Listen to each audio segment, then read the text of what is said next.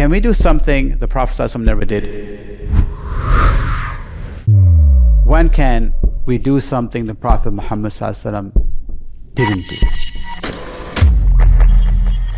Linguistically, bid'ah means, is there good bid'ah or bad bid'ah? Since there is a need now, does it become bid'ah? It doesn't become bid'ah. But there are certain conditions.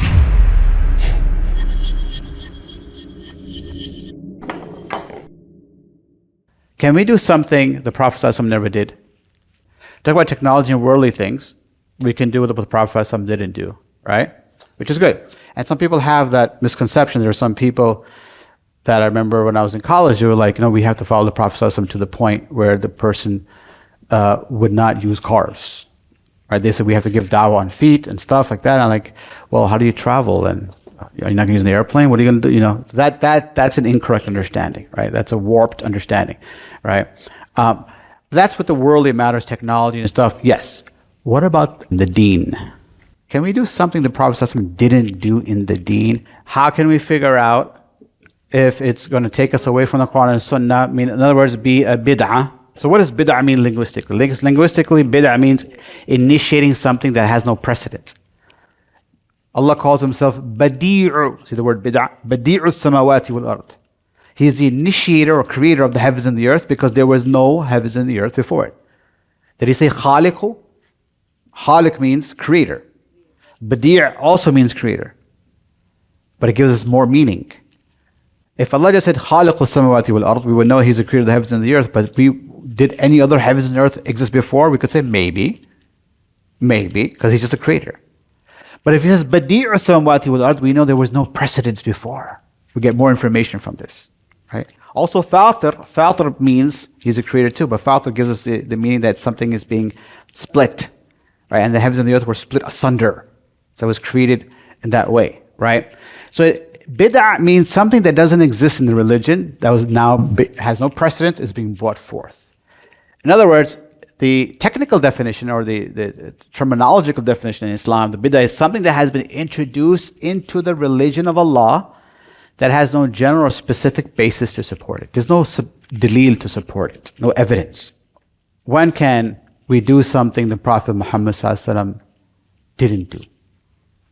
Right? When can we do that? There's certain guidelines. The first is the need for such an action existed in the time of the Prophet ﷺ, but he did not perform it. That becomes bid'ah. There was a need for the Prophet ﷺ to do it at his time, but he did not do it. If you do it after him, then it becomes bid'ah. Let's take an example.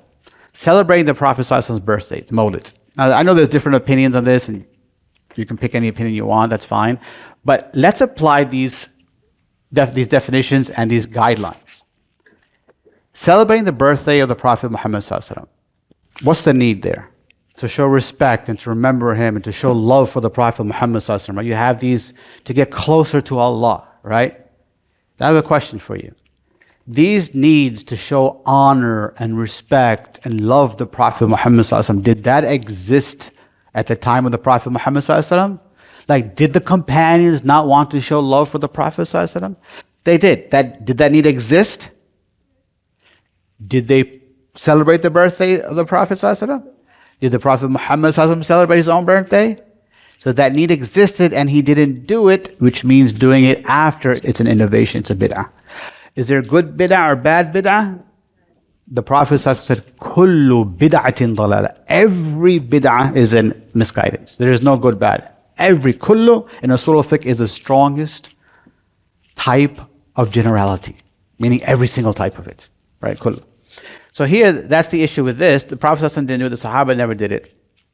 And so doing it afterward would be considered a sin, right? Because now you're saying, well, the deen is not complete. That's the implication. Let's apply the reverse. Let's say the need for such an action did not exist at the time of the Prophet Muhammad ﷺ. But after his death, the need now exists. Let's take the compilation of the Quran. Was the compilation of the Quran a need at the time of the Prophet Muhammad ﷺ? No. There was no need. The time of Abu Bakr and Umar radiallahu anhu was concerned, the Quran now would be lost because of the Hufaz dying off. Is there a need to compile the Quran? there is a need now. Since there is a need now, does it become bid'ah? It doesn't become bid'ah. But there are certain conditions. You just can't pick any need and say, okay, it exists now, it didn't exist then. There's certain conditions that have to be met. Number one, the needed action should not be due to the shortcoming of Muslims. What does that mean? So in the time of a Khalifa called Marwan I, right, Marwan in the Umayyad dynasty, each salah consists of a sermon, a khutbah, and prayer, right? Which one do we do first? Prayer first, and then the khutbah, the sermon. Jummah is the opposite, right? And so in the time of Marwan, he noticed that after the prayer, when he wants to give khutbah, people would just leave. So he said, there is a need for people to hear about and be reminded about Allah and learn about Islam. So what I'm going to do is I am going to switch the order. So for Eid Salah, what he did is he gave the khutbah first, people sat, and then waited for the Salah and prayed and left. Is this a bid'ah or no? There's a need, but the need is because of the shortcoming of Muslims. So you cannot fulfill a need, create a need because of the shortcoming of Muslims. All right? So this is the example, the Eid khutbah before Salah. So if Muslims are not sitting for the khutbah, if some of them are not sitting and they're leaving, then it's our shortcoming. It's due to our weak iman, due to our sins, whatever it is, right? So we can't cater to that to change Islam. That doesn't work, right? Because then you'll have a need all the time, right? Whenever there's a shortcoming, there's a need. So then you'll have so many different practices being created, right? Number two, obviously it should be effective in leading to the objective. You just can't say that this is needed, but it doesn't help in any way, right? It should not be prohibited in the Sharia, right? And it should not replace or divert another established action in Islam. And this is huge. Remember, any bid'ah that is formed, it kills the Sunnah. So when there's something that happens where you're taking people away from a practice, and many scholars have mentioned there is no bid'ah that's created except that it takes you away from a Sunnah of the Prophet Muhammad sallallahu alaihi wasallam.